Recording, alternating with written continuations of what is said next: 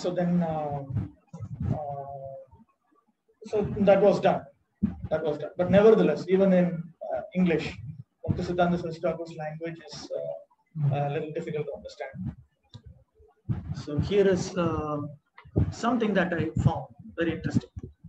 This is about Bhaktisiddhanta Saraswati Thakur's Brahma Samhita explanation in English. But I think it applies to all of his writings, not just this. This is 1969, 24th of December, Boston. What is this? Okay. No, somebody just came in. This is a discussion with the BTG staff. So there's the different devotees. Hi Griva, I have thought of doing Bhaktisiddhanta Saraswati's Brahma Samhita. Do you think we could serialize it maybe in 3 or 4 back to Godheads, or could we print it ourselves in a little pamphlet, or which do you think would be better? Prabhupada, no, if you publish in back to Godhead, then by portion, similarly 3, 4 pages, that's all, continually, Bhaktisiddhantas. So when there will be articles sorted, first Guru Maharaj's Bhaktisiddhantas, then mine, like that. Yes. Yes, do you think it would be good if you write something, quotation from Bhaktivinoda Thakur, that should be first? Just like Guru Parampara, when we offer our respect, first our own spiritual master, then his spiritual master, then his spiritual master, in this way. But when putting article, that should be the opposite. First Bhaktivinoda, then Bhaktisiddhanta, then my disciples, like that. Why don't you write some purports to that? To Bhaktisiddhanta's Brahma Samhita. It would be nice if you could write some purports to it. Purports? Yes, some of us have difficulty understanding Bhaktisiddhanta Saraswati. Yes, so if I get time, my time is very limited. So even there is difficulty, let them read over and over and again. Then they will understand. Why should we change it? Let it be presented as Bhaktisiddhanta Saraswati has given. And then don't give more than 1 or 2 pages at a time. Their brain will be puzzled. Yes, when Guru Maharaj was speaking, at least my brain was puzzled. Even he would speak in Bengali, it was very difficult to understand. You see, he was speaking from a very, very high platform, but I wanted to hear it, that's all. Even I did not understand it. That he appreciated, that this boy does not go away, he hears. And actually that was my position. In the beginning, I could not understand what he was speaking, but I wanted to hear him, that's all. I was very much anxious to hear it, that he marked. And he was kindly pleased on me that he wants to hear, he does not go away. That was my policy, that let me hear. Even I do not understand, let me hear, that's all. Yes, actually I did not understand in the beginning what he was speaking. So Bhaktisiddhanta's writing is not very easy to understand. Yes, but we should try. Read and read again, and simply that vibration will help us. That's all. It is transcendental vibration. Not that everyone will understand it. But if you simply give oral reception to the vibration, not that everyone will understand, that will make him advanced. Not exactly that anyone has to understand it. Yes, just like a man is sleeping and somebody is calling him. In his sleeping condition, he does not understand. By calling, he gets up because that vibration is there. Not that in his sleeping condition, he is understanding what is this sound coming. What is this sound is coming. So similarly, we should give reception to the transcendental vibrations made by Krishna and his bona fide representatives. That will make us awakened. Not that we understand everything. So with that guideline, I think we can proceed. Okay, I'm using as a source book Bhaktisiddhanta Saraswati Thakur's edition of Chaitanya Bhagavat in Bengali, which was converted into English. There are just a few things which are not there in the English edition. There is a canto summary which is not there. So after dealing with the introduction, I'll take up the canto summaries. I didn't get time to sit and do a written translation of this. So I'll just have to directly go through it when we come to that. I think that everything that he provided had a reason. Apart from that, practically speaking, everything else is rendered Bhaktisiddhanta Saraswati Thakur, during his time, they would have publications which had a certain type of layout. For instance, they had inline headings like this. See, this is a heading. Even if you don't understand Bengali, this portion is actually a heading. I've seen European books also in European languages. They used to have that. They would have inline headings in the middle of paragraphs on the left. It was just custom. So Bhaktisiddhanta Saraswati Thakur during his time, Bhaktivinoda Thakur during his time also, they would do that. For some reason, these headings have not been translated in the English edition. And also, when he deals with the actual verses of Chaitanya Bhagavat, oh, it's not here, but he gives section headings. He clumps together certain verses and then he gives headings. So those ones also he didn't do. So I'll have to remember to get back into that and keep telling you, because they're very interesting. Okay, life sketch of the author, Srila Vrindavan Das Thakur. There's an ancient village called Mamgachi, located under the Purvasthali. From where means? South. What is the here? Oh, this is the English translation. The English translation of that.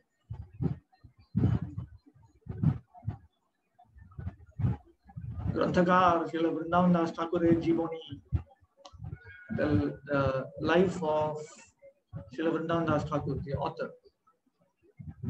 That's what comes out here. According to elder people, as well as the author of Bhakti Ratnakar, this village of Mamgachi is the area of Navadvip known as Modadruma Dweep. The Ganges River flows on the side of Mamgachi. Vrindavan Das Thakur's worshipable deities or Shri Shri Gaur Nitai are worshipped in this village even today. It is said that Vrindavan Das Thakur was born in this village.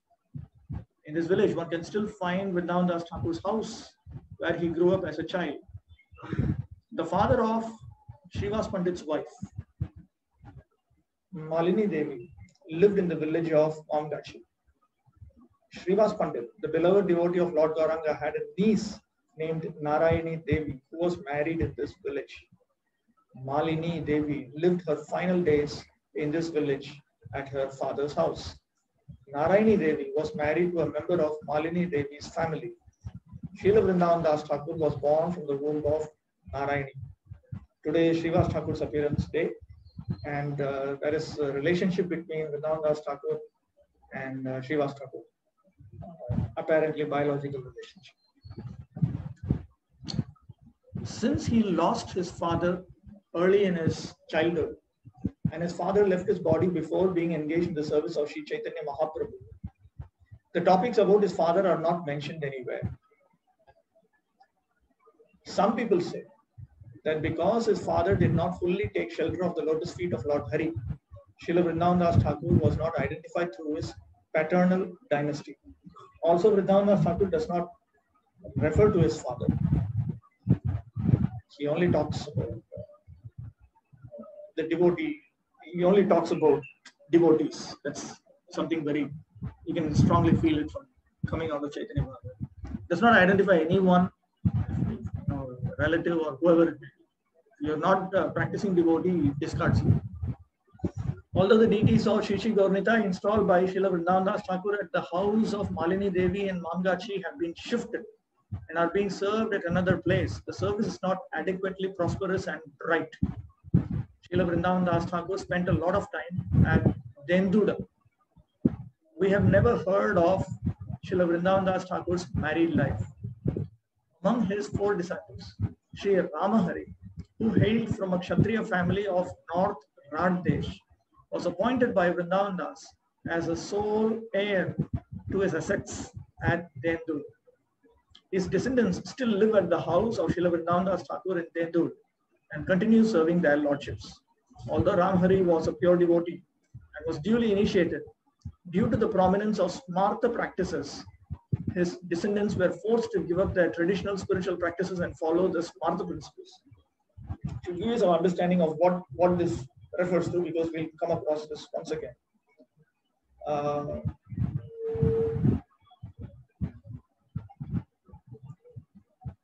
There are several samskaras which are prescribed. We know of 10 types of samskaras, and there are various rituals that are meant to be performed for various other purposes also. The Puranas and Dharma Shastras. Strong? Jai Gaurnitai. We'll have electricity. Inverter is there.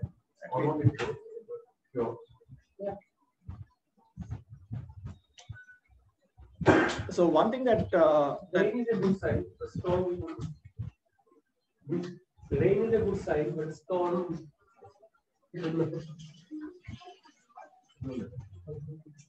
So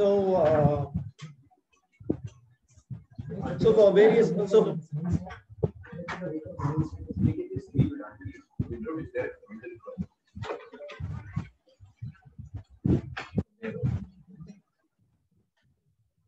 so for various rituals, you will find procedures described in the Puranas, in the Dharma Shastras, and so on.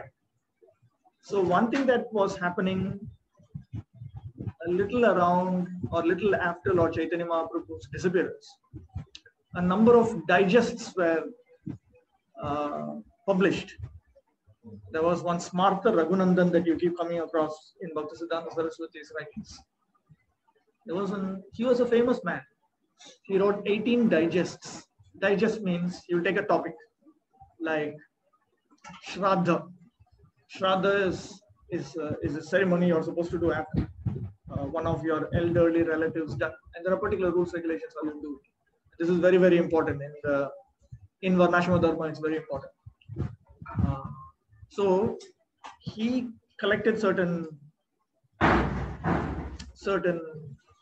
references, and he would publish it.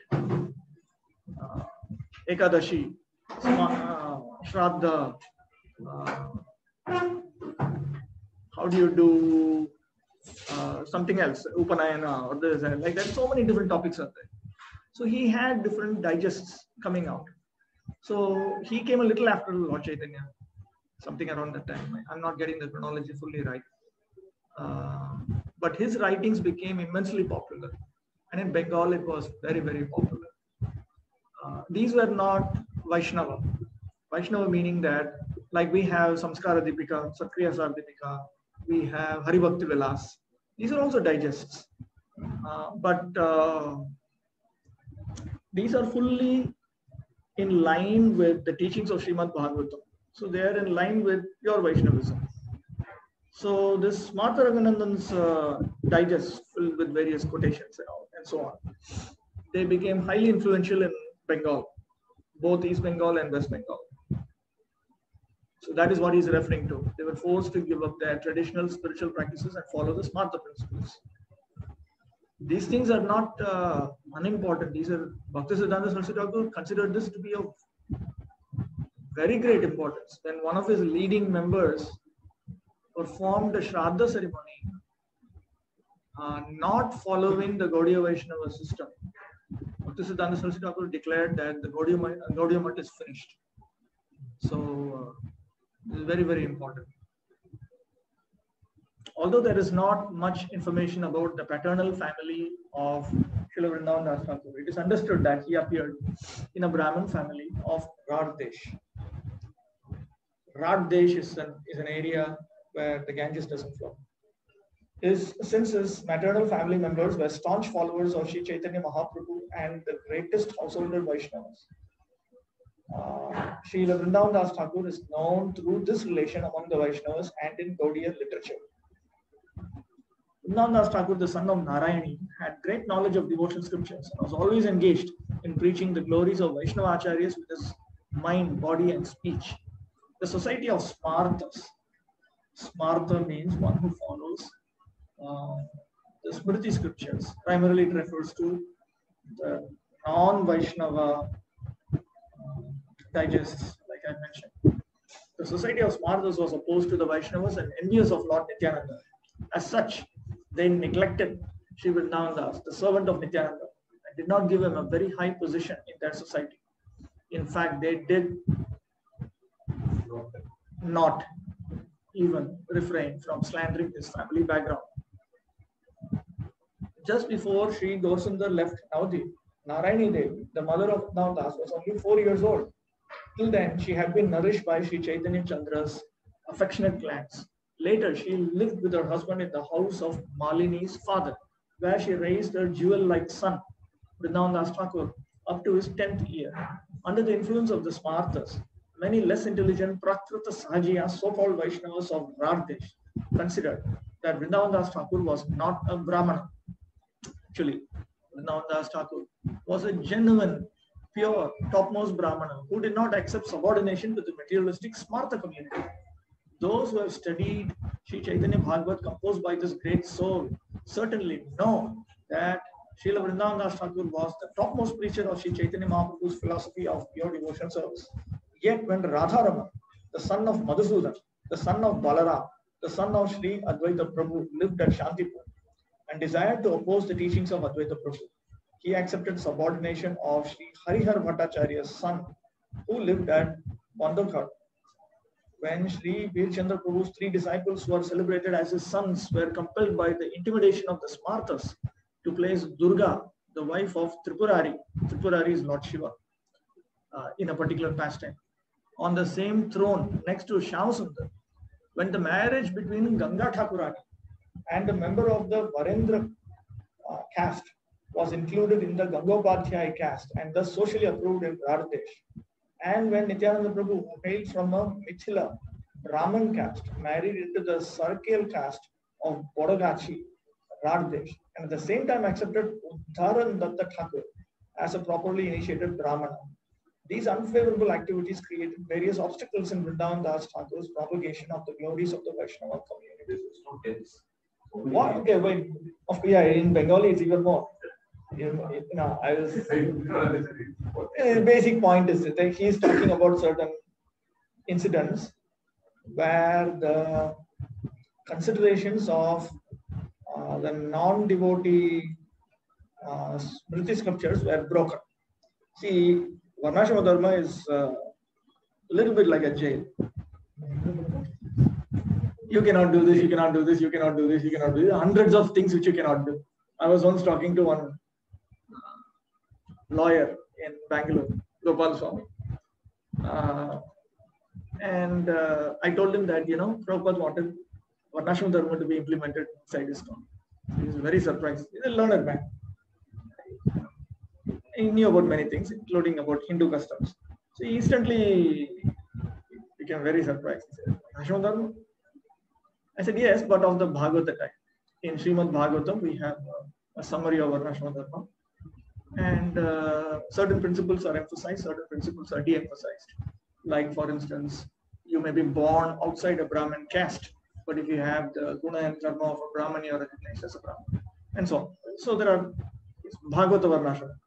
But nevertheless, the rules and regulations and the interactions, these remain intact. So then he said, what is the jail? Why are people so interested in that? You cannot do this, you cannot do that. Hundreds of things you cannot do. You don't understand that? Then I said, well, I think there are a number of people are very interested in Varnashrama Dharma because they don't know these things. If they knew these things, they would become more sober. So there are so many things which you cannot do. You cannot just marry like that. You cannot just meet after Sandhya Arati and decide whom to marry. You don't do things like that. It's all well organized, because if you marry outside of Varna or a lower Varna, there's Anuloma consideration, which itself is second class.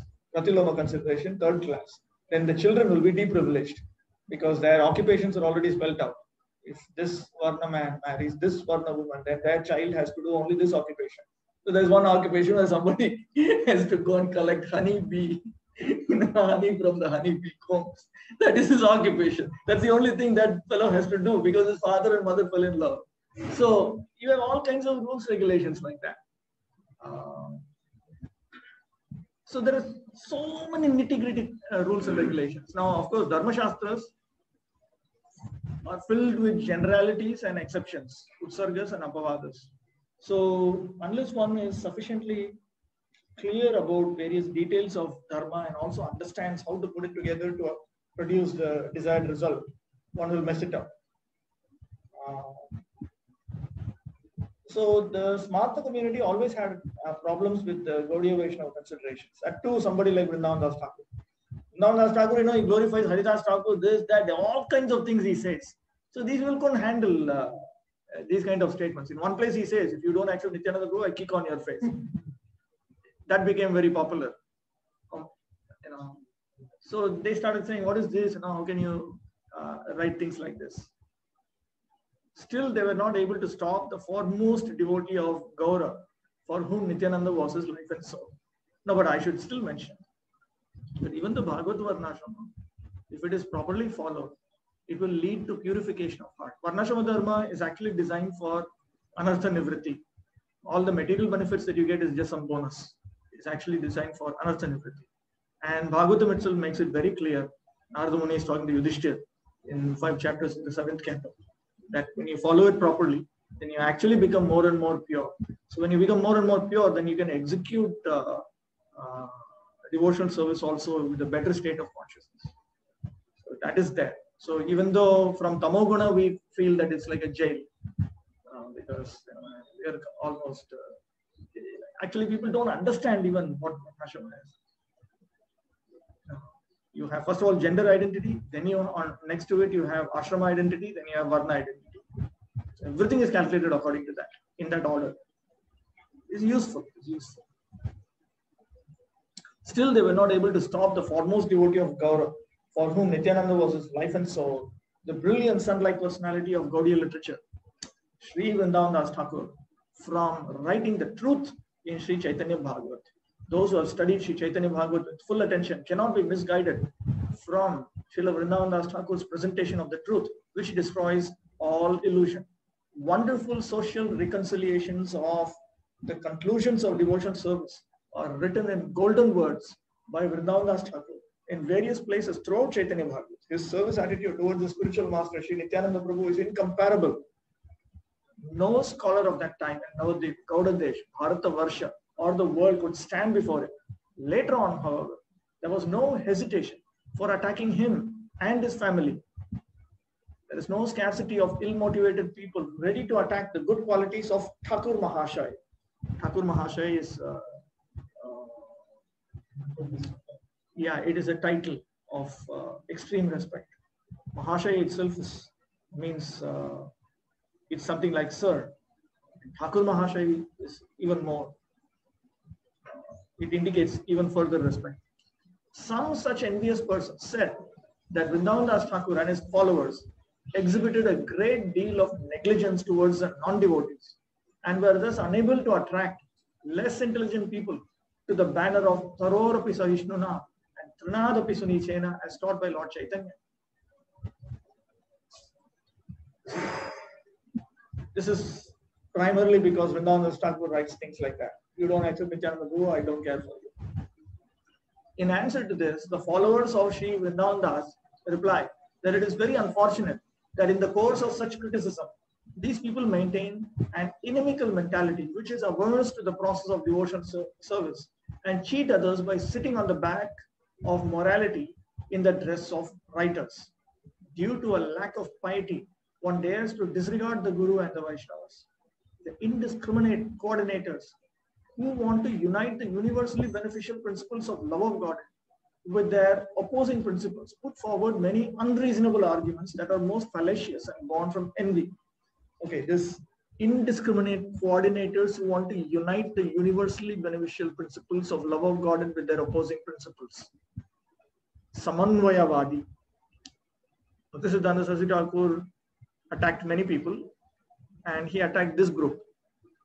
He is referring to people who say Chaitanya Mahaprabhu's teachings should be accepted, but you should also accept all the nice things that are going on in this world. This is nice, that is nice, everything is nice. You should not be judgmental. You should accept everything and so on. So these people are trying to reconcile the truth with the untruth, as Bhaktisiddhanta Thakur used to say. You cannot reconcile the truth with the untruth.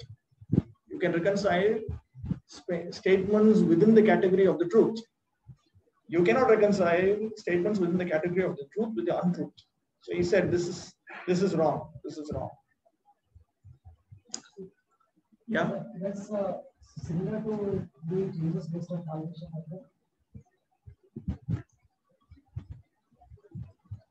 But you have to produce the same effect.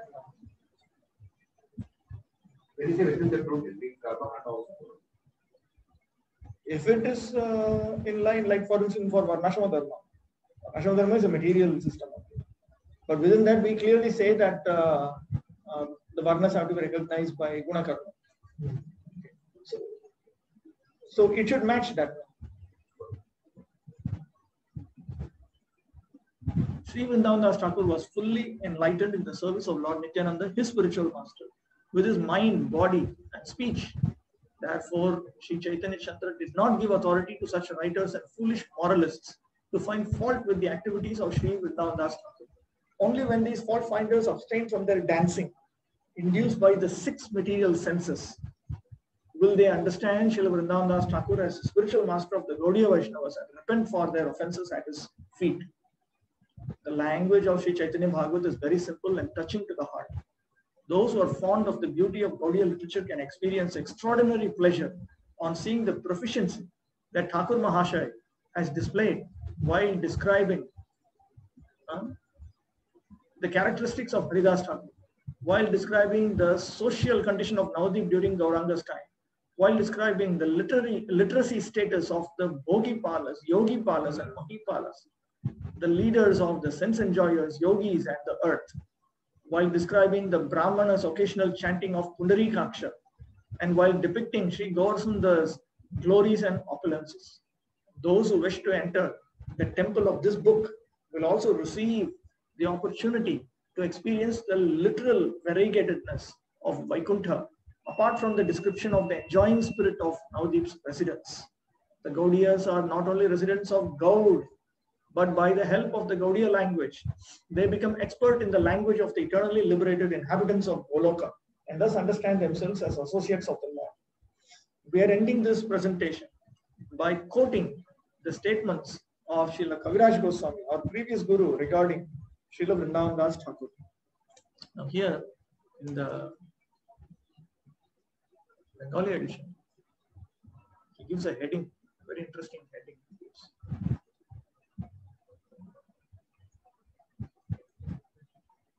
Thakur Prati Sri Kaviraj Goswami Argha, which means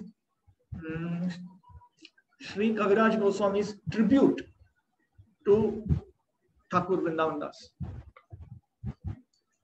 from Adi Leela chapter 8. Ore Mudha Lok Shuno Chaitanya. Okay, now that's the reason why he's quoting this. We know that Chaitanya Charitamrita is based on previous biographies. It is also based on Krishnadas Kaviraj Goswami's discussions with Das Goswami, Raghunath Das Goswami. And Raghunath Das Goswami, not just Raghunath Das Goswami, there must be other Goswamis with whom Kaviraj Goswami had discussions. But there were a number of biographies that were already coming up. There was Murari Gupta's Karcha, Chaitanya Charita, that was based on which Lochan Das Thakur wrote his Chaitanya Mangal. And there is also this book by Chaitanya Das, Kavi Karnapur's brother, named Chaitanya Charita. That's modeled after, that's based on Murari Gupta's book. Then you have Chaitanya Bhagavat. There is also one Chaitanya Chandrodaya Nataka, Chaitanya Chandrodaya drama by Kavi Karnapur. That was, apparently that was written immediately after the Lord's disappearance.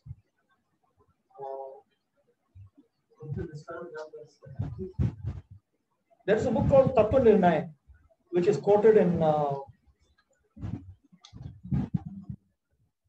Gauragannadesh Deepika of Kavi Karnapura, which he says is written by Suratamalu. Maybe that is the concern. But he only quotes that one verse. 1 or 2 verses, that's all he quotes. We need to do more. Manuscript, another manuscript hunting here. So it is, one thing is significant, that out of all these biographies that were there, Vrindavan Das Thakur, only Vrindavan Das Thakur's biography is singled out by Krishnadas Kaviraj Goswami. And he says, at least 15 times he says, this book is important, you should read it. This is important, you should read it. So you can understand that Chaitanya Bhagavat is special importance amongst various biographies of Lord Chaitanya. Ore mudha lok suno Chaitanya Mangal, Chaitanya Mahima jate janibe sakal. Oh fools, just read Sri Chaitanya Mangal. By reading this book, you can understand all the glories of Sri Chaitanya Mahaprabhu. This was the original title of this book. Then when Lochan Das Thakur also wrote a book named Chaitanya Mangal, then Vrindavan Das Thakur, he changed the title to Chaitanya Bhagavat. Krishna Leela Bhagavate Kahe Veda Vyas, Chaitanya Leela Vyas, Vrindavana Das. As Vyasadeva has compiled all the pastimes of Lord Krishna in Srimad Bhagavatam, Thakur Vrindavan Das has depicted the pastimes of Lord Chaitanya. Vrindavana Das Koilo Chaitanya Mangal, Jahar Shravane Nashe Sarvo Amangal. Thakur Vrindavan Das has composed Sri Chaitanya Mangal. Hearing this book annihilates all misfortune. Amongst followers of Bhaktisiddhanta Saraswati Thakur, it is commonly understood that Chaitanya Bhagavat gives one Anartha Nivritti.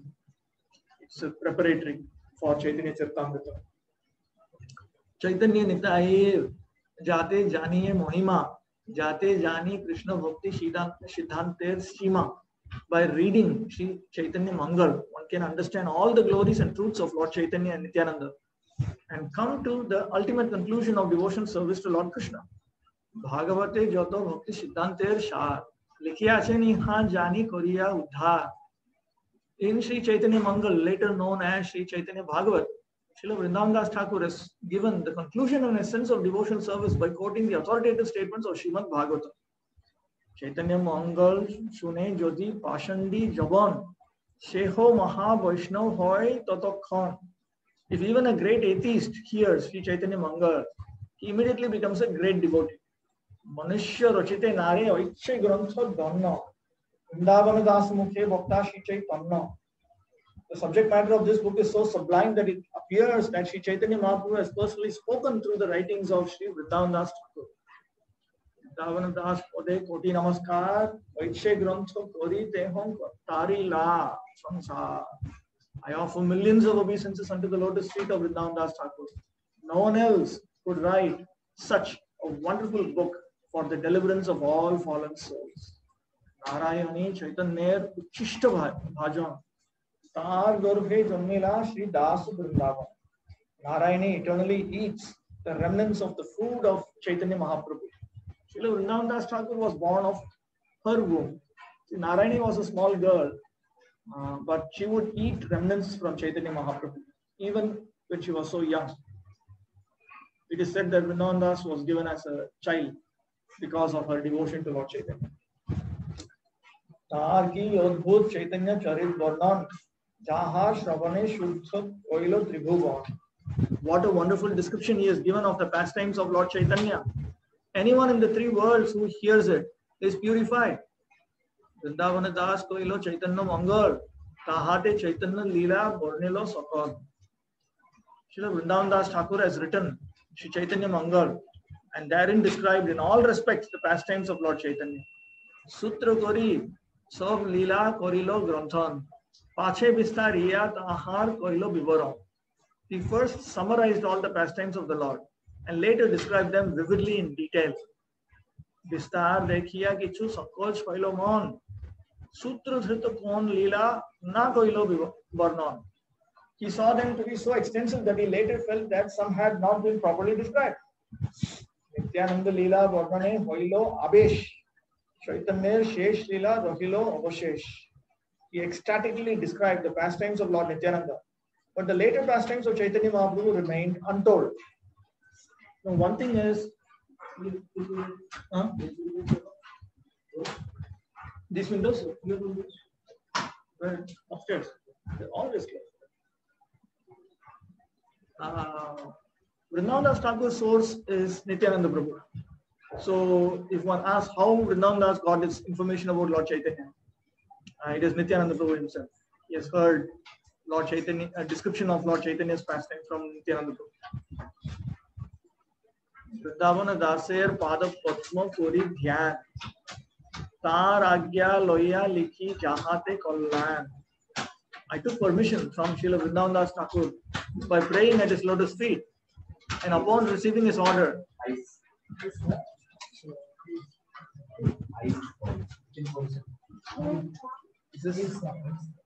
stop. I took permission from Srila Vrindavan Das Thakur by praying at his lotus feet, and upon receiving his order, I have attempted to write this auspicious scripture. Chaitanya Leelate Vyas Vrindavana Das Tar Kripa Bina Onne Na Hoy Prakash. Srila Vrindavan Das Thakur is the authorized writer on the pastimes of Lord Chaitanya. Without his mercy, therefore, one cannot describe these pastimes. From Adi Leela, chapter 11. Vrindavana Das Narayanir Nandan Chaitanya Mangal Jehon Korilo Rachan. Vrindavan Das Thakur, the son of Srimati Narayani, composed Sri Chaitanya Mangal, later known as Sri Chaitanya Bhagavat. Bhagavate Krishna Leela Bornila Veda Vyas. Chaitanya Leela Te Vyas Vrindavana Das. Srila Vyasadeva described the pastimes of Krishna in Srimad Bhagavatam. The Vyasa of the pastimes of Lord Chaitanya Mahaprabhu was Vrindavan Das. Just give me a minute.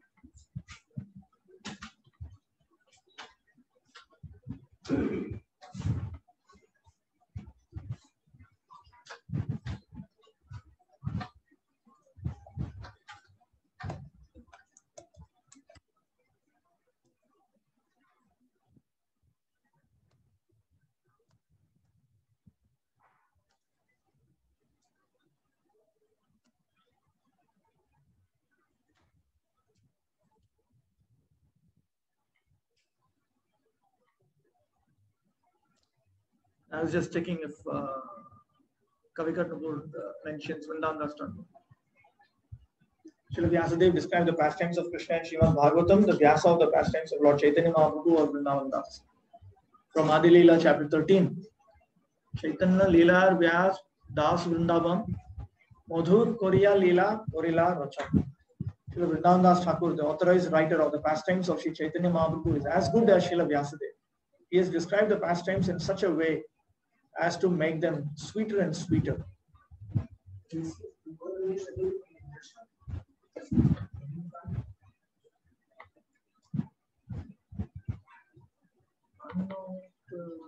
Why am I not getting it? I think I remember Prabhupada's statement in Chaitanya Charitamrita, some purport.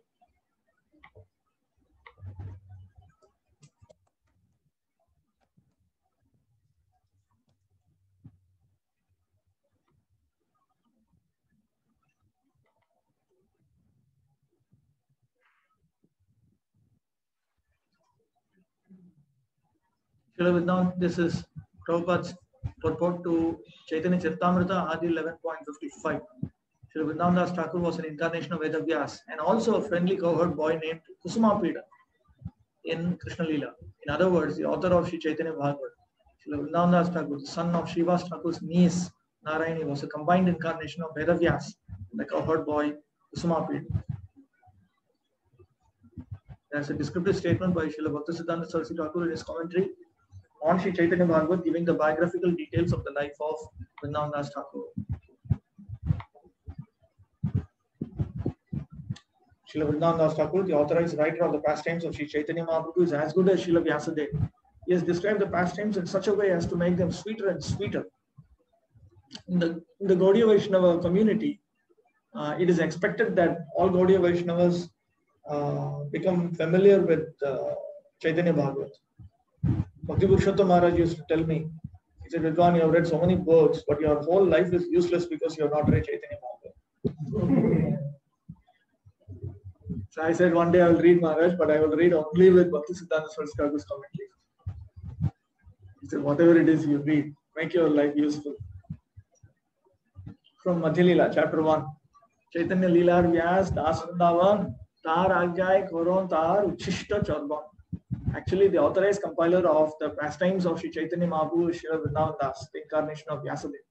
Only upon his orders, Am I trying to chew the remnants of food that he has left? Bhakti kori shire dhori tahar charan. Shesh lila sutragan koriye varnam. Placing his lotus feet upon my head in great devotion, I shall now describe in summary the Lord's final pastimes. Chaitanya Charitamrita is primarily focused on the Lord's pastimes after he took sannyas. Chaitanya Bhagavat is primarily focused on the pastimes before the Lord took sannyas. Those pastimes. From Madhya Lila, chapter 4.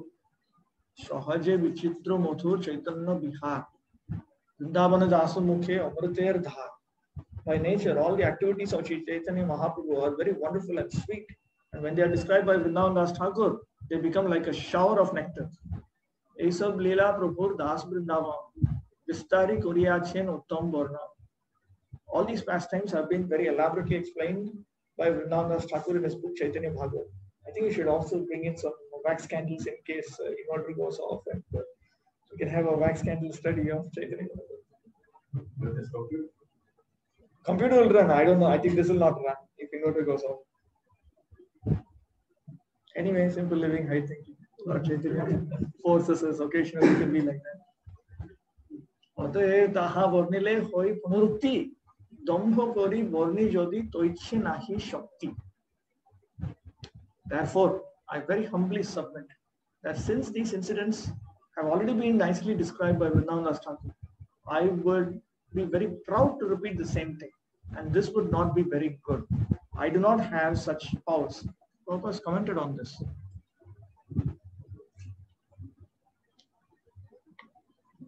an important point he makes.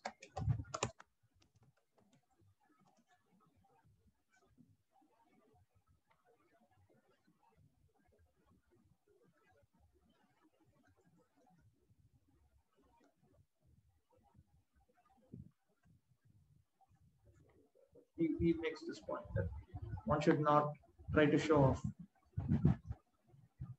Chaitanya Mangale Jaha Korilo Varnan Sutra Rupe Shai Leela Koriye Suchan. I am therefore presenting only a synopsis of those events already described elaborately by Vrindavan Das Thakur in his Chaitanya Mangal, now known as Chaitanya Bhagavat.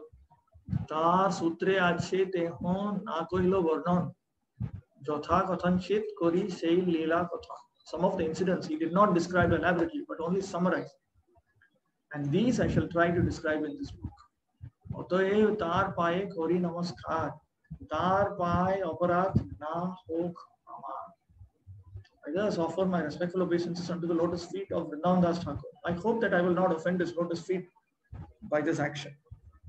From Bhakti Leela, chapter 20, very last chapter of Chaitanya Charitamrita. Vrindavan Das Pratham Je Leela Bodhilo, Shesh of Leela Rami Sutra Matra Koilo. Whatever pastimes Srila Vrindavan Das Thakur has first described, I have merely summarized. Tar Tyakta Avashesh Akhepe Kohilo, Leelar Bakulle Grantha Tathapi Bhadilo. I have only very briefly described the pastimes of Sri Chaitanya Mahaprabhu, not described by Vrindavan Das Thakur. Nevertheless, because those transcendental pastimes are so numerous, the size of this book has increased. Nityananda Kripapatra Vrindavana Das Chaitanya Leelai Temho Hoyen Adi Vyas. Vrindavan Das Thakur is Lord Nityananda's favorite devotee, and therefore he is the original Vyasadeva in describing the pastimes of Sri Chaitanya Mahaprabhu. Tar age Jodapi Sob Leelar Bhandar Tathapi Alpa Borneya Chadilen A. Although Vrindavan Das Thakur has within his jurisdiction the full store of Sri Chaitanya Mahaprabhu's pastimes, he has left aside most of them and described but a small portion. Je kichu bornilo Shekho Sankhep Kuriya Likhite na paren tobu rakhiyachen likhiya. Whatever I have described was left aside by Vrindavan Das Thakur. But although he could not describe these pastimes, he gave us a synopsis. See how many times Kaviraj Goswami is justifying that he is writing something because it has only been summarized by Vrindavan Das. Chaitanya Mangale Deho Likhiyachen Sthane Sthane Shei Vachan Shuno Shei Parama Pramane. In this book named Chaitanya Mangal, Chaitanya Bhagavat, he has described these pastimes in many places. I request my readers to hear that book, for that is the best evidence. Sankhepe Kohilum Vistar Najai Kothane Vistariya Veda Vyas Koribo Varnane. I have described the pastimes very briefly, for it is impossible for me to describe them in full. In the future, however, Vedavyas will describe them elaborately. Chaitanya Mangale iha likhiya che sthane sthane. Sapta kohen age vyas koribo varnane. In Chaitanya Mangal, Srila Vrindavan Das Thakur has stated in many places the factual truth that in the future Vyasadeva will describe them elaborately. Chaitanya Lilamrita Sindhu Dukhabdi Sama Trishnano Roop Jhari Dhori Tehom Koila Pan. The ocean of nectarian pastimes of Sri Chaitanya Mahaprabhu is like the ocean of milk. According to his thirst, Vrindavan Das Thakur filled his pitcher and drank from that ocean. Tar Jhari Sheshamrita Kichu More Dila. Totek Horiloppe Trishna More Yela. Whatever remnants of milk Vrindavan Das Thakur has given me are sufficient to fill my belly. Now my thirst is completely satiated. Kinchan Shri Siddhanta Saraswati.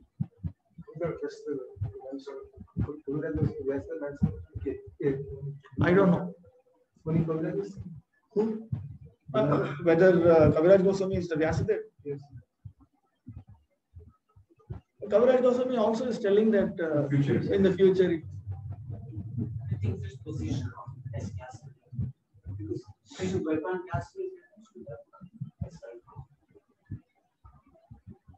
Not always, suppose. in this particular one. Krishna Dvaipayana, he happens to be Vishnu Tattva. Yeah, he has to be. So there's a biography yet to come. I think that many biographies may come. We don't know. It's under the Lord's control. Okay, let's take up this killer introduction. Introduction to the Gaudiya Bhashya. I'll have to read sentence by sentence and explain. There's no other way.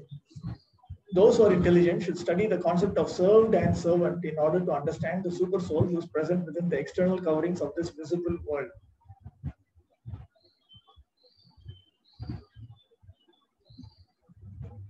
Okay, there is, he often talks about Paridrishyaman Jagat.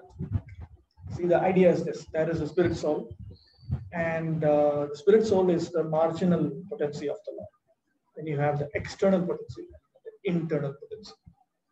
So anything that is material, gross or subtle, is actually external. So Bhaktisiddhanta Saraswati Thakur often talks about the external world, and this external world actually covers up the nature of reality.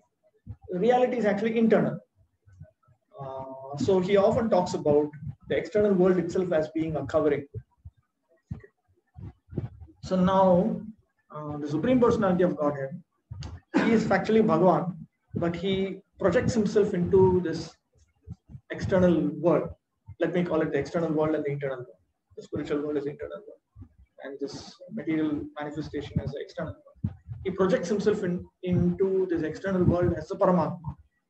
So now, in order to understand the super soul, we should also understand that he is the one who is meant to be served, and we are those who are meant to serve him. As long as there is no concept of served and servant, the super soul will be considered a single reality rather than a void. According to Buddhism, ultimately, reality is void. The Mayavadi impersonalists, they disagree with the Buddhists. They accept that there is reality, but they say there is a singular reality. There's only one reality. But they don't accept that within the category of spirit, there is a distinction between the Supreme Being, who is the object of service, and the living entities who are subjects of service, who are meant to do the service. The varieties found within the one reality indicate the different aspects of its real energies. So there is one reality. We also accept that there is one reality. The super soul is one reality. We don't accept Buddhism. But that one reality has multiple aspects. And these aspects are all different energies. Persons who want to contradict this idea and have the ambition of becoming free from the concepts of the eternal coverings mainly think of the one reality as devoid of all differences. Those within itself, those it has with things like itself, and those it has with things unlike itself. See, there are those who do not accept that there is a singular reality which has multiple aspects. They think there is one singular reality. which does not have any aspect. It is free from all kinds of variety. Now there are three types of varieties that are discussed: Swagata Bhed, Sajatiya Bhed, and Vijatiya Bhed. Take for example a tree. It's a standard textbook example to describe these three types of differentiation. Say you have a tree. It belongs to one category, say a mango tree. Okay. So there's one mango tree, and then say next to it there's an apple tree. So now this mango tree is different from this apple tree. Now the apple tree and mango tree, they don't belong to the same, they're not fully of the same type, because one produces apple, one produces mango. So this kind of distinction is called Vijatiya. A difference with things unlike itself. Then there's another type of difference. Say one mango tree and another mango tree. So we have two mango trees, but the two mango trees are also different. One will have certain number of branches, one will have another number of branches, and different. There are differences, obvious differences. So this is called Sajatiya Bhed. Difference it has with things like itself. This is called Sajatiya Bhed. Then there's another type of distinction called Swagata Bhed. Distinctions inside itself. Like a tree. A tree contains bark, it contains leaves, it contains roots. These are all different from each other. So they are internal varieties. So the Mayavadi impersonalists, they want to become free from the coverings of, they want to be freed from external delusion. They also accept that this is external to reality. It's not reality. It is just a show. Reality is somewhere inside. They accept that much correctly. But they think that ultimate reality is free from these three types of differentiations. It is a subjectless, objectless, unitary plane of consciousness devoid of all differentiation. So, giving the example of mango tree and apple tree. So it could be a tree and animal also. Yeah. That is even more unlike itself. Yeah, even more Vijatiya. Persons who are not prepared to impose on the super soul the weaknesses of the methodologies of thought within the material covering describe this reality not as an object of empirical knowledge, but rather as adhokshaja, beyond the scope of the ordinary senses.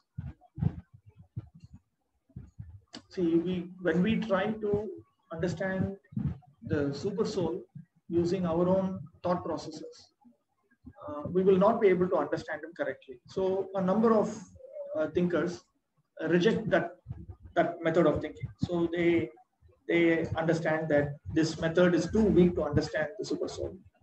So you should not try to understand him the way you want. Rather, you should accept him as being beyond your sense perception,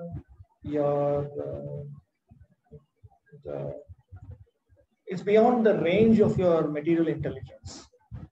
So you should understand that his adhokshaja is beyond. In the line of faulty reasoning that arises from equating the variegated manifestations of the spiritual realm with the manifestations of matter, devotion service is not accepted as eternal.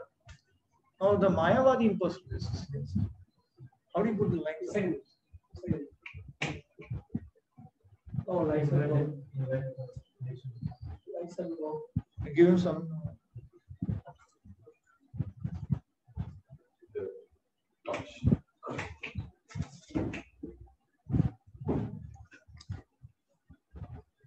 Okay, so now the Mayavadi impersonalists, they equate, when they come across any descriptions about Vaikuntha, Goloka Vrindavan and so on, they equate those varieties with the varieties that we see within material existence. That is because their own way of reasoning is faulty. So even though they accept that you must engage in Navavidha Bhakti, their idea is that actually this is how they think. We talk about karma, jnana, and then bhakti. Their way of thinking is karma, bhakti, and then jnana. So first of all, you engage in pious activities, then That is only recently. Prior to that, they used to think bhakti is the lowest. Then they upgraded bhakti to level 2. So they think it's the highest form of pious activities. And then finally you realize the reality that it's all one.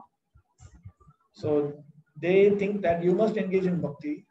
Why? Because then you become freed from various anarthas and you realize it's all one. So they don't accept bhakti as eternal. Eternal meaning that we talk about engaging in service to Krishna and Krishna's devotees now, but our goal is also to serve Krishna and Krishna's devotees in the spiritual world. So we accept bhakti as a sadhana, we accept bhakti as sadhya also as a goal. The manifestations of Krishna and his servants within the adhokshaja reality generate the variety of eternal rasas, but within the external coverings of the material world, this is experienced as non-eternal, transforming into the empirical knowledge of the conditioned souls in the form of sense gratification.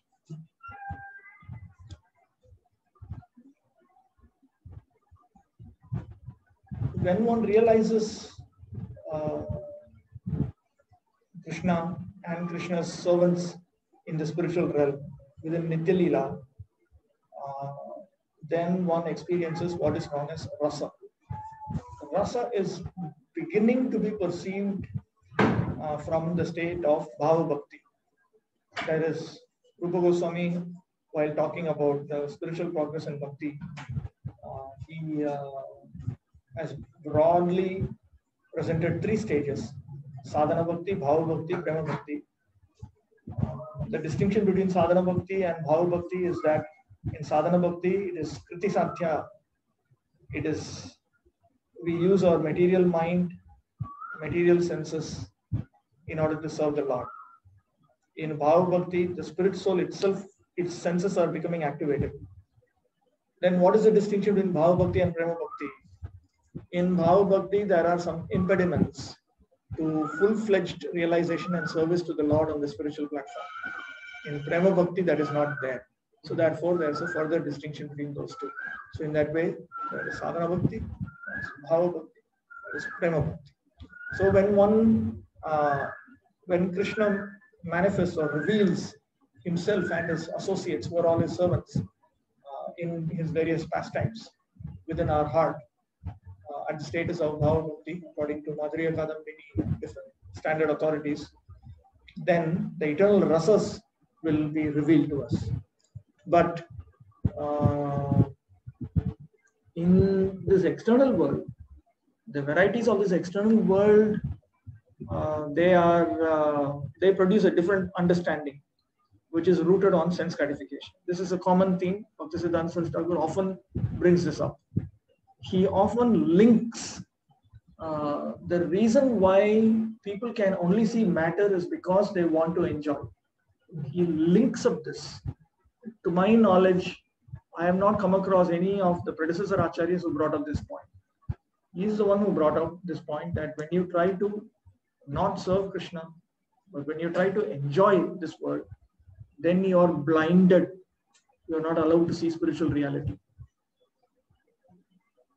There is some connection here. Overall, in Bhaktisiddhanta Saraswati Thakur's scheme, there are different types of activities that one can engage in. Anyabhilashita stands for adharma in his scheme. When you engage in any activity which is opposed to Vedic Dharma. Vedic Dharma means anything which is prescribed or allowed in the Vedas is called Vedic Dharma. Anything opposed to that is adharma. So, Bhaktisiddhanta Saraswati Thakur has pointed out, Anyabhilashita Shunyam includes adharma. So, Rupa Goswami's definition is very clear. In Shuddha Bhakti, there is no place for adharma. In addition to not desiring anything other than Prema Bhakti, on the field of activities, one cannot engage in any activity which is adharmic, which have been well defined as adharma. So, adharma is the lowest form. And then there is karma, then there is jnana, and then there is bhakti. When one engages in bhakti properly, then the spiritual world is revealed with variety. Bhagavan is revealed in variety. Between jnana and bhakti, there is yoga. When one is a proper practitioner of yoga and is mature, he is shown the Paramatma feature. So a proper mature bhakta is revealed, the Bhagavan feature is shown. The yogi experiences the up to the Paramatma feature. And a proper impersonalistic jnani. Of course, he cannot be a Mayavadi personalist. He has to be a non-Mayavadi personalist.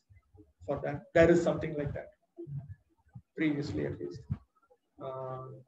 he would realize the Brahman effulgence of the Lord. Then, what are these karmis? What do they experience? They experience the subtle aspects of material existence, which are not shown to human beings. And then you have the people engaged in Anyavilashita, or those engaged in Adharma. These people experience only gross material reality. So he has linked, Bhaktisiddhanta Saraswati has linked. If you have this aspiration, then you can only understand this much. You can only see this much. So corresponding to that, he has linked. It's very interesting. Karmis.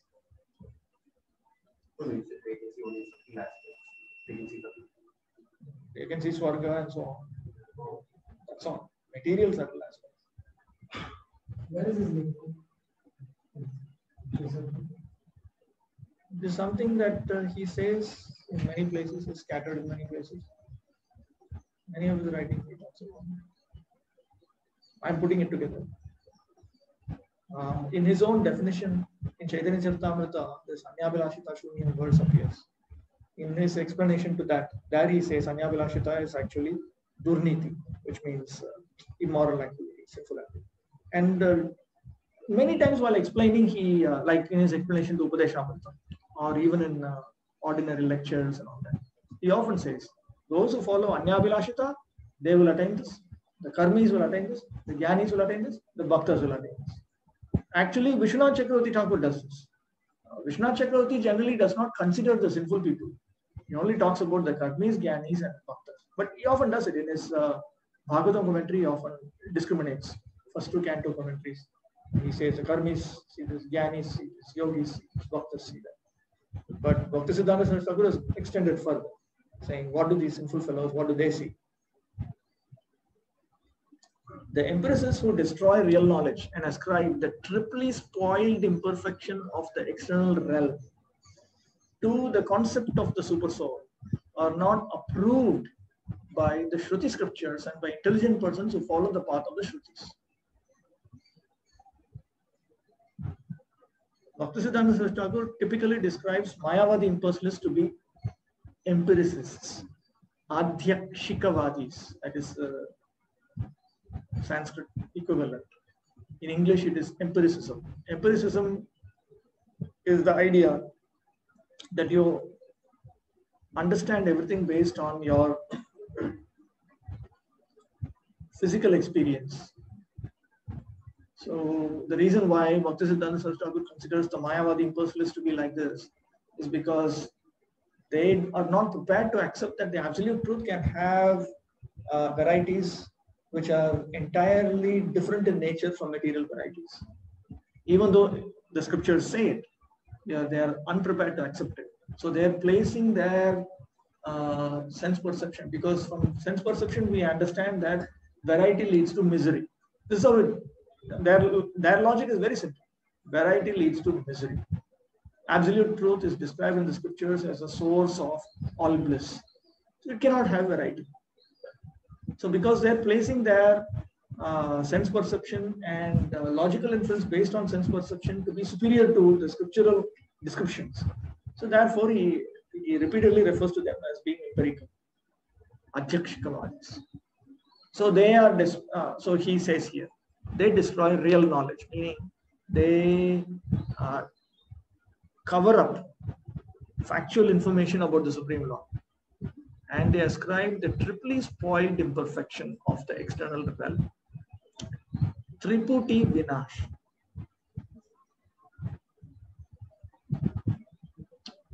According to Mayavada impersonalism, the ultimate goal is when the seer, seen, and seeing merge into one. So this is how They're all destroyed. Dridrishya Darshana Vinash. So this in English he has rendered it as triply spoiled imperfection of the external realm. Seeing.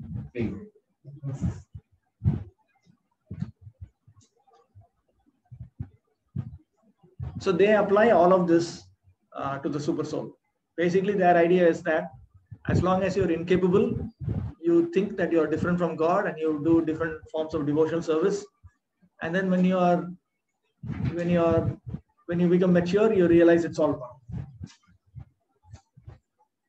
But you do not find support for this in the Shruti scriptures and by intelligent people who follow the path of the Shrutis.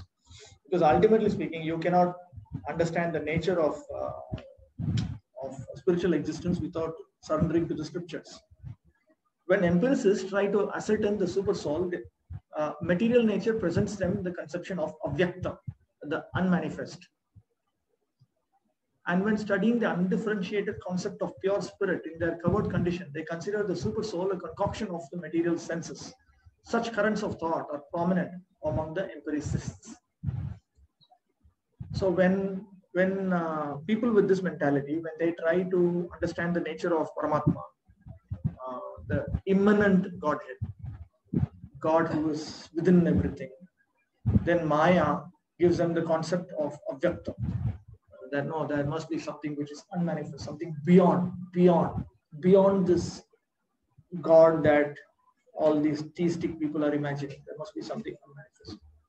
So when they study that unmanifest, then they consider this super soul to be just something which is created, A standard example that they give is, let's say you're in a dream. In the dream, you're in a forest. And you suddenly notice that there is a tiger. And the tiger also sees you. And the tiger starts running behind you, chases you. And you run. It's coming closer. It's about to get you. Then your dream breaks and you come out of dream. So now they analyze this. That tiger, it is part of the dream, so it is not real. It's false. But it helped you to come to reality. So they say, this Vishnu is like that. And all your devotion service, it is like running inside the dream. You do all these things, very good. They say you should chant Hare Rama, Hare Krishna, all these things you should do. Then you'll realize what is real. You'll come to reality. Then jnana will arise. These are typical expressions I use. I cannot explain it to you. You have to come to that. So then we also say this world is like a dream. They also say this world is like a dream. And what is the distinction? We saw in that initially I was reading out that BTG discussion about Bhaktisiddhanta Saraswati. So there Prabhupada is saying, he's giving this example, just like if you are sleeping also, and somebody outside the dream calls you. He's calling, you're not able to, but you're able to hear inside the dream that somebody is calling. And then your dream breaks and you wake up and you see that somebody is calling. Inside the dream, you're not able to understand. So there also, that calling has broken the dream. The distinction is this. The person who is calling you is outside the dream. He's not inside the dream. Whereas in the Mayavadi example, the one that caused you to get out of the dream is inside the dream. So when we engage in devotional service, it is the Supreme Personality of Godhead outside the dream who's bringing us out. He and his associates outside the dream, they're bringing us out. So we accept it's like a dreamlike state. They also accept it's a dreamlike state. But their problem is they think that the variegated Supreme Being, they think it is simply concocted by the emotional Vaishnavas and so on.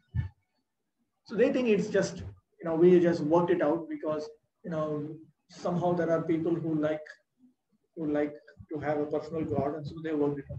Now, this way of thinking is prominent, as Bhaktisiddhanta Saraswati Thakur will explain, not only in India, it's throughout the world. Such currents of thought are prominent among the empiricists. In the same way as such learned scholars as Spinoza, Schopenhauer, and Hegel, in their material methodologies of investigation, converted the supersoul into something devoid of variety. So also learned authorities like Acharya Shankara and others in our country long ago preserved the same line of thought through their schools of ardent followers. So these are European philosophers. Basically, they came to the conclusion that the divinity is impersonal. Similarly, Shankaracharya, he also worked out a way of thinking. Only difference, Shankaracharya quotes from the scriptures. Buddha doesn't quote from the scriptures. And these people don't quote from the scriptures. I don't think they even quoted from the Bible. All of these thinkers consider the variety of the visible world with its external coverings and the soul within the body to be one and the same. Although they admit that variety has its place in matters concerning the personality of Godhead, their incomplete understanding nevertheless leads them to introduce the doctrine of oneness, even within the topic of the supersoul. So they accept that there is a Bhagavan and there is variety. He has variety. But nevertheless, when they have to discuss how that Supreme Being deals with this world, they cannot refrain from this concept of oneness. They repeatedly say, no, ultimately we are one. The Mayavadis have great difficulty in explaining how the Supreme Being can come under illusion. I always have a problem with these areas. Shruti mantras like Dva Suparna explain the nature of the super soul in such a way as to impart inner vision to persons who are bewildered by the external coverings of matter. This is a famous verse.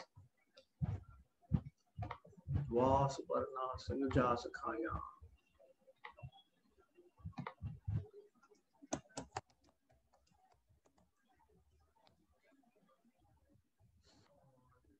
Parishashvajate.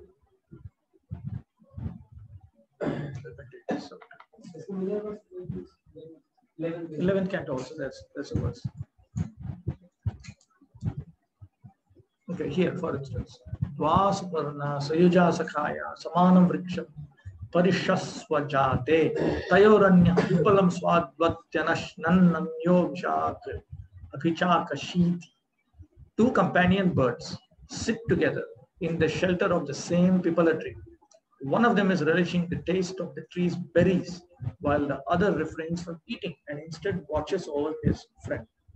Here we see it's a reference to two birds. One of them is in delusion, the other is not. So this helps us understand that the Jivatma and Paramatma are constitutionally different. So Bhaktisiddhanta Saraswati Thakur says, and this is from the Shruti, this is from the Upanishads. Upanishads are part of Shruti. Shruti means Rig Veda, Yajurveda, Atharva Veda, Samaveda. The Shruti is eternal. It is something like an audio recording. It's eternal. You access it. Sages are the ones who hear it. They see it, they hear it, and then they inform others that this is the Shruti.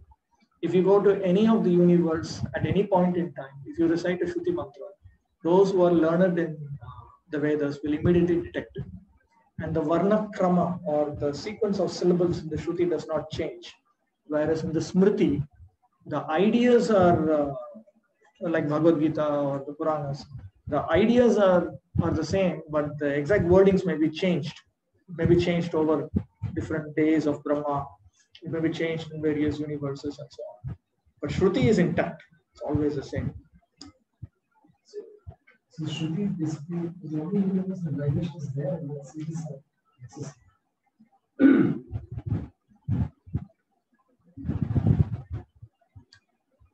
Okay, so these Shruti mantras, they can help a person who are bewildered by Maya understand the reality.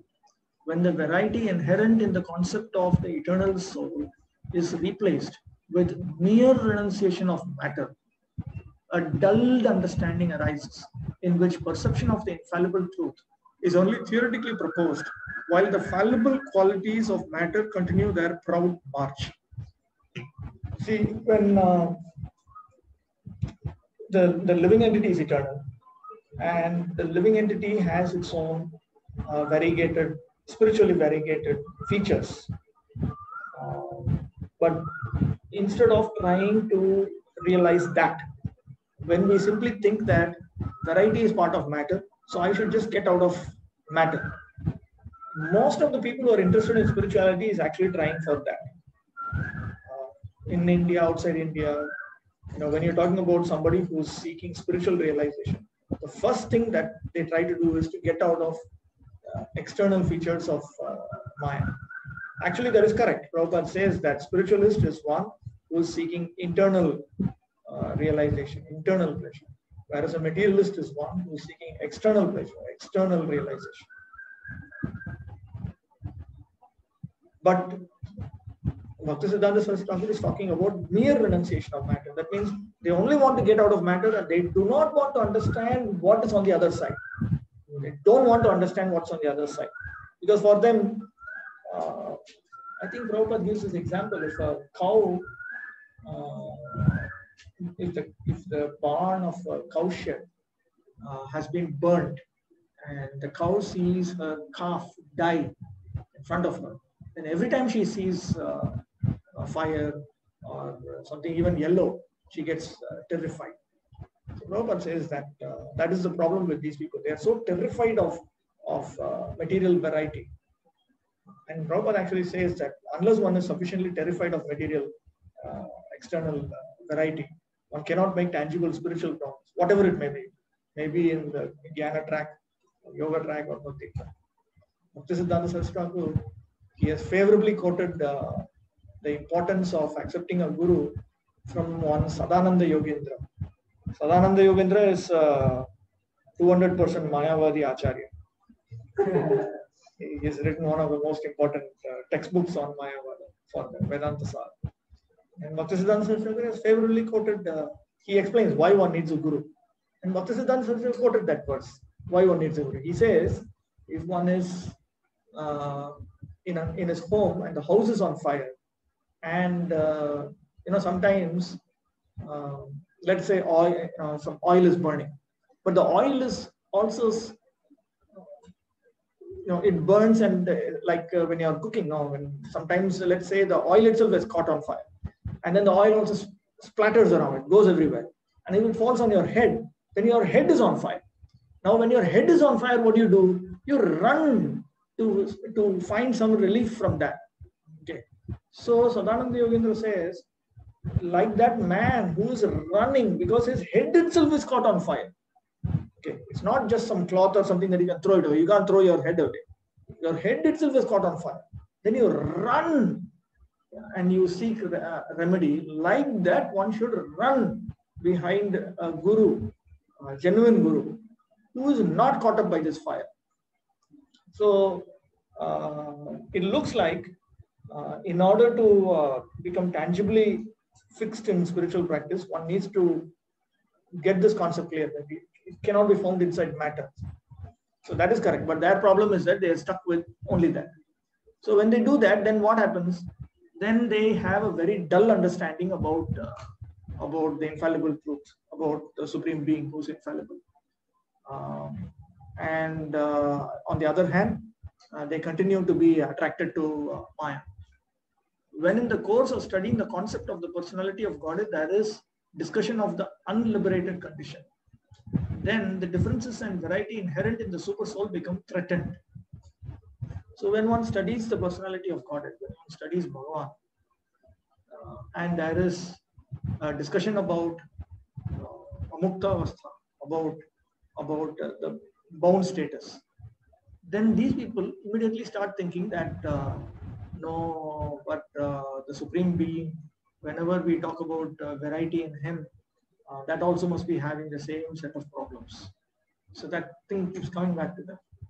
When the understanding of the personality of Godhead avoids being bound to the explanation that the absolute truth is neuter, then matter, the Supreme Person, and everything else can be seen in the light of variegatedness, then the understanding of the spiritual and material energies impartially dispels the idea that the Supreme is a neuter entity devoid of energies. And then the unsteady qualities of matter are correctly seen as aspects of material existence. When one understands that the Supreme Godhead is not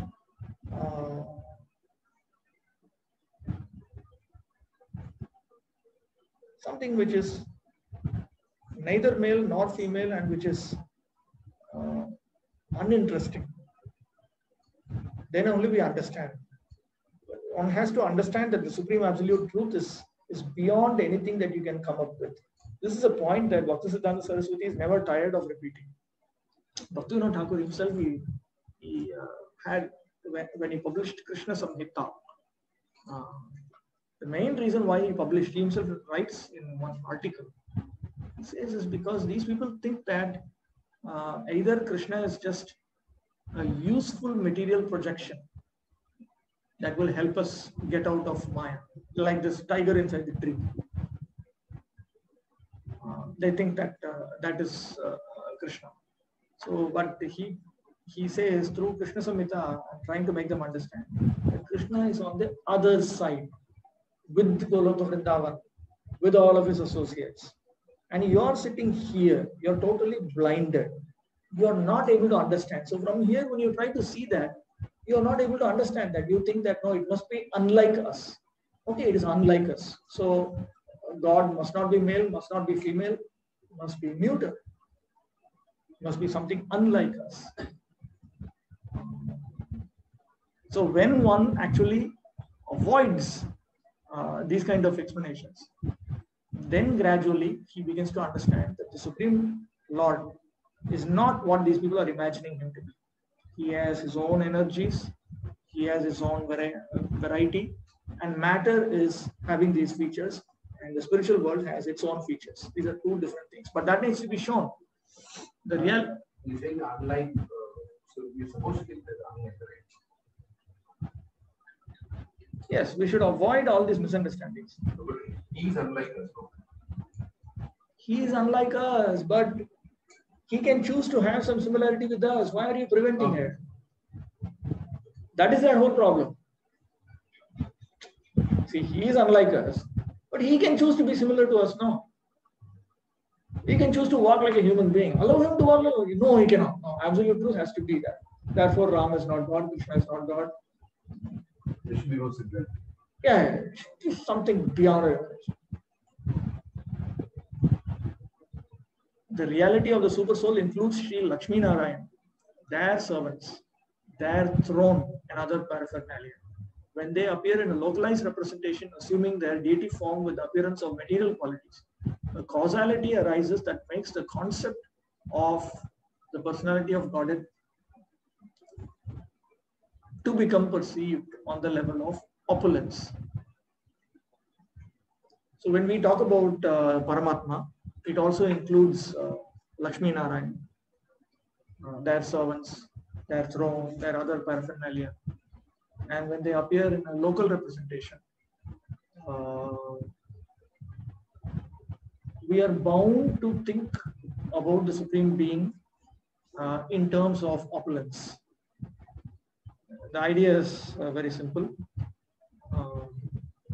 When we progress from Paramatma understanding to Bhagavan understanding, first of all, one realizes opulence of the Supreme Being. And then one realizes the sweetness of the Supreme Being to be greater than his opulence. It is not that, for instance, when the Supreme Lord manifests his opulence, we generally refer to him as Narayan. But actually, Swayam Bhagavan Krishna is more opulent than his expansion Narayan.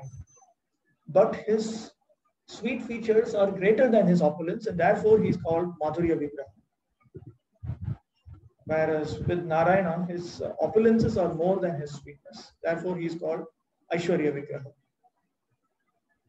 Subsequently, this evoked opulence gives rise to proper understanding of the absolute truth and the personality of Godhead in terms of the super soul and the Vyuha expansions of Godhead.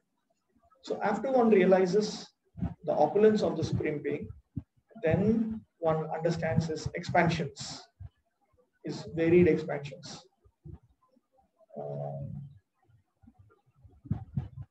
There is impersonalism, and then there is personalism. The first stage in personalism is to realize the categorical spiritual distinction between the Jivatma and the Paramatma. And then when one makes further progress, he is realized to be Lakshmi Narayan. Then he is realized further to be Krishna and Dwaraka, Krishna and Vrindavan. So, in his Bhagavatam commentary, Bhaktisiddhanta Saraswati Thakur talks about different, how one progresses in one's spiritual realization.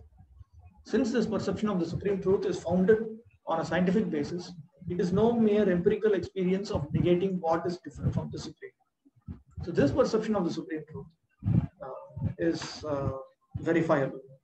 So it is not based on just the empirical concept that Mayavadi first has come up with. Okay, I'll stop with that. That is today's portion. So you have customer. Is it? Do we have to? No. But did I put in the? I don't think I had. Monday, Tuesday, Thursday. No. But I gave a. Where is your chatushpati.com?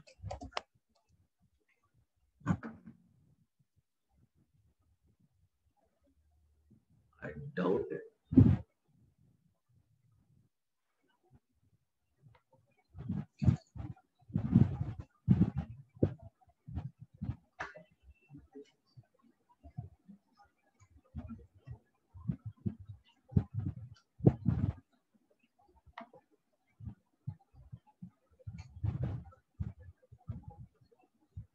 Yes, there is.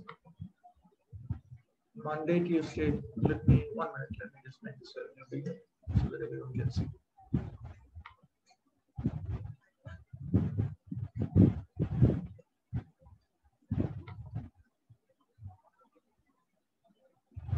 Yes, Monday, Tuesday, Friday. Suppose we Monday, Tuesday, Friday. From Tuesday onwards, I'll have to take up the Bengali text and I'll have to just explain it directly. Tuesday will be the entirety of Adi Khanda and a portion of Madhya Khanda.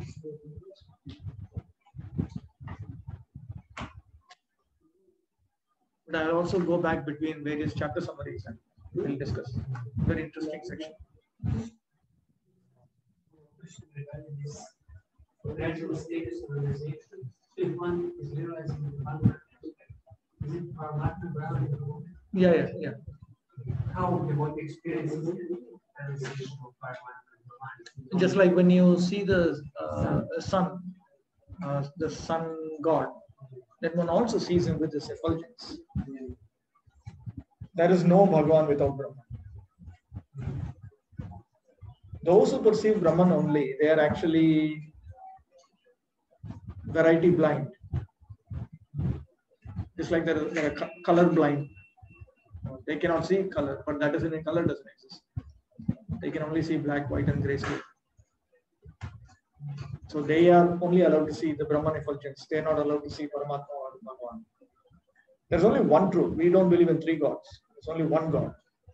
But he is fully realized as Bhagavan, partially realized as Paramatma, and vaguely realized as Brahman. One who realizes Bhagavan sees. One who realizes Paramatma automatically realizes Brahman. Now there are different pathways. The Vedic pathway is one goes step by step. First of all, you have to become self-realized. And then you have to engage, you have to surrender unto the Supreme Lord, Sharanagati. Then you have to become Paramatma realized. Then you have to come to the point of constant devotional service. Then you attain Bhava Bhakti, Prema Bhakti, and realize Bhagavan. That is the Vedic pathway. The Pancharatrika pathway is you directly surrender to the Supreme Lord. Now the Vedic pathway is for those who also, while making spiritual progress, they also want to experience material happiness while making spiritual progress. So the Vedic pathway is for them. The Pancharatrika pathway is for those who only want to surrender to the Supreme Lord but they are interested in liberation and attainment of the Lord. In the Vedic pathway, they want dharma, artha, kama. They also want moksha and they want bhakti. Madhu Sampradaya, Swanishta, the Pancharatrika line, the Ramanuja and so on, Parinishtitas. In their process, you have to surrender. But you cannot have it. You cannot desire dharma, artha, kama. You cannot desire anything material in this life, or can you desire anything material in my next life and so on. Only liberation and service to the Supreme Lord. Then you have Lord Chaitanya's own line, which ideally is supposed to be Nirapekshas, where we give up everything and only engage in devotion service, like the Goswamis. That is the Gaudiya Vaishnava standard. And in this line, this is Bhagavatam's line. So there is no desire for even liberation. So you don't hanker for what is called Aihika Bhukti. Aihika Bhukti means I want happiness in this life. Only people who are obsessed with adharma, only they want happiness in this life. People who are karma kandis, they don't want to become happy in this life. Rather, they want to prepare for the next life. So it is with this, therefore in Varnashrama Dharma,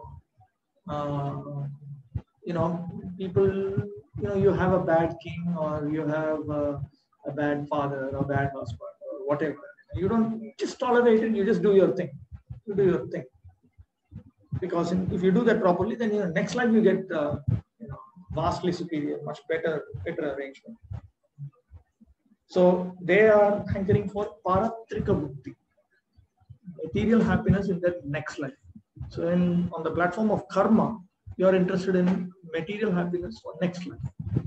Whereas when we talk about liberation, we are talking of Paratrika Mukti. When I die, I want to be liberated. So that is also a next life experience.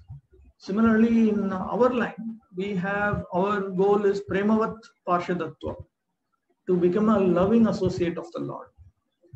To become an associate of the Lord filled with love for Him. The demigods are also associates of the Lord, but they don't have full love for Him. They have some official bhakti. Some of them have a lot of, so some of them may have a lot of bhakti. But in general, the posts are like. But we want to become filled with love for Him and eternally serve. So, but that is also a next life goal. So therefore, this point should be understood that in Vedic Dharma, one is not interested in attaining any achievement in this life. To whatever degree it helps me attain something in next life. That is the starting point. That is why Prabhupada keeps on saying, in Vedic culture, this life is a preparation for next life. It is not all in all. It is only a preparation for next life. We go to a company, we work, and then they pay you at the end of the month. They don't pay you now. They pay you at the end of the month. So like that, in the Karma Kanda system, I do pious activities now, and I'm paid in my next life. Janma, Ishwari, Shrutashri, I'm given all these things next life. So that is for even karma, what to speak of jnana, what to speak of yoga, what to speak of bhakti. But the results of pure bhakti are manifested very fast. That is there. It's the fastest also. The most rare, but it's the fastest also. So you're saying that someone can attain love of God in the same lifetime, but you cannot become an associate of the Lord because of material body. Because there are some stages beyond Prema Bhakti. Even Narada Muni, after the voice tells him, then he is constantly engaged in devotion service. Then he says, at one point, the event which people call death took place. And then he attains a body with which he can serve the Lord. Parshada. And then by his own will, he wants to take birth as Brahma's son. So from that it is clear that those who become loving associates of the Lord, they will get full freedom. They can come. He is said to be having the capacity to travel inside and outside. Inside and outside means inside refers to the spiritual world, outside refers to the material world. So he can go both in and out.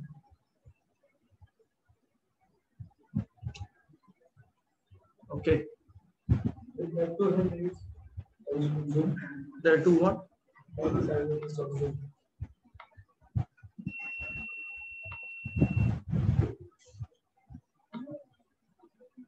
Hare Krishna. Wait. Divya Govinda Prabhu. Hare Krishna Prabhu. Narayani Devi was a niece Hare of Krishna. Srivastava. So she was Cannot brother's hear you daughter. talk. Why? Your voice. Yes, on this one. Of course, I'm putting my song. It's the maximum. Is speaking. Divya Govinda Prabhu, can you?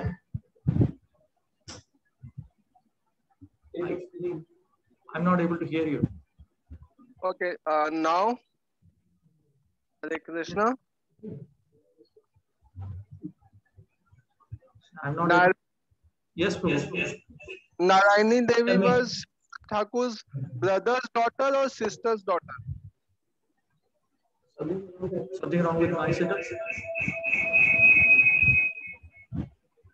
Wait, just give me a minute. Looks like something's wrong with my thing. Why I can't hear?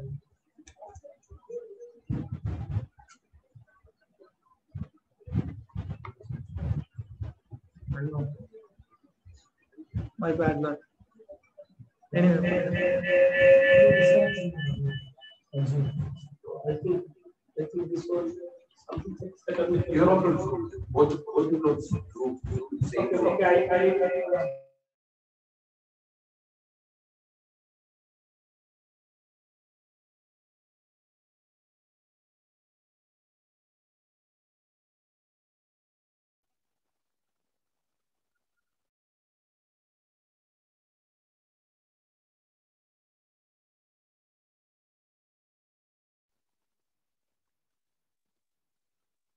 Hare Krishna.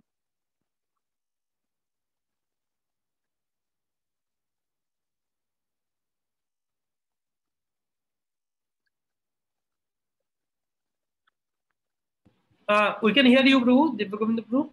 Please speak. Yeah, Narayani Devi was Srivas Thakur's niece. So she was a brother's daughter or sister's daughter? Brothers. Okay, thank you. Okay. Balakrishna Prabhu. Balakrishna Prabhu. Hare Krishna Prabhuji. Dandavad Pranam Prabhuji. Prabhuji, I have one doubt. Prabhuji is saying this empiricism, acquiring knowledge through the senses, right?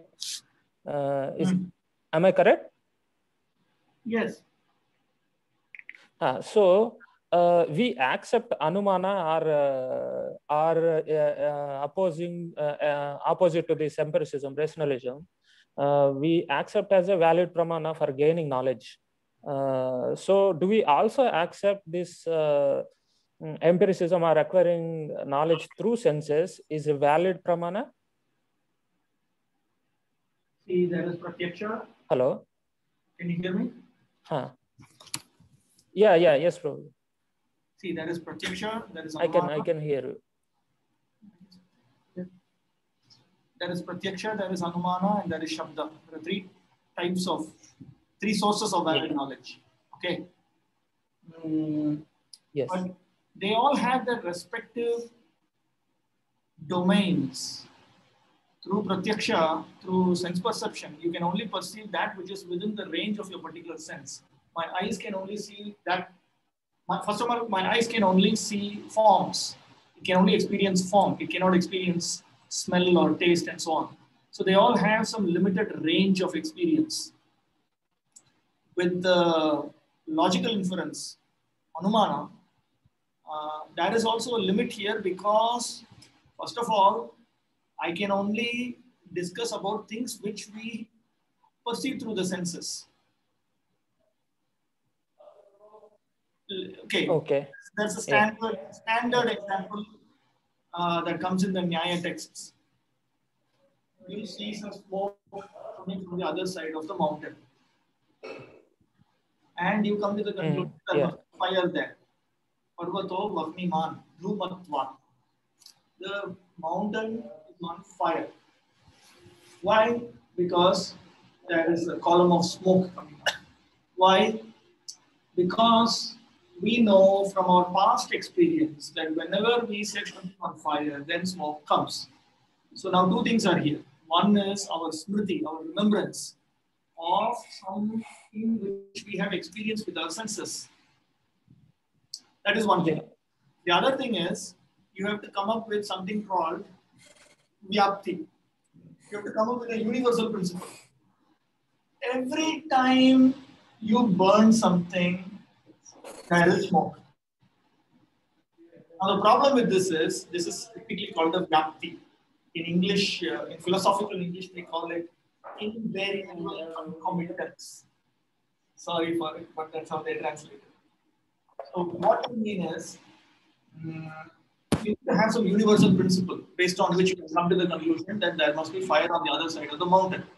So for that, if you don't have a universal principle, you cannot come to that conclusion. But the problem with the universal principle is, how do you know that everything that burns gives smoke? Then because some smart person will come up and say, no, I will give you a molten iron ball. It is on fire, but it does not give smoke. There are ways to do that. So this is why logical inference also is not accepted as ultimately reliable. So it has its domain. It has its domain. In order to understand about absolute truth, transcendence, the supreme Godhead, you have to go to Shastra. But that Shastra has to be understood using Anumana and using Pratyaksha also. Shastra may be printed in the form of a book, and the book is shown to us, or we may hear the texts. So with our ear and eye, we need to access it. So it is within its domain, that is okay. Only when that sense is taken beyond its domain, we have a problem. Similarly, logical analysis within understanding of Shastra is okay. If you use logical analysis only without wanting to take help of Shastra or to contradict Shastra in order to understand the nature of that which is beyond your senses, when you are stuck, that is called vyabhichar, that is called adulteration. So if you allow the senses to be within their domains, and you allow intelligence, which uses logical inference, to be within its domain, then it is okay. Okay, yes, Prabhuji. I got it, yes. Okay. Thank you, Prabhuji. So let's stop with that. Sri Krishna Chaitanya Prabhu Nityananda Shri Advaita Vedanta Siddhanta Hare Krishna, Krishna Krishna, Hare Hare, Hare Rama, Hare Rama.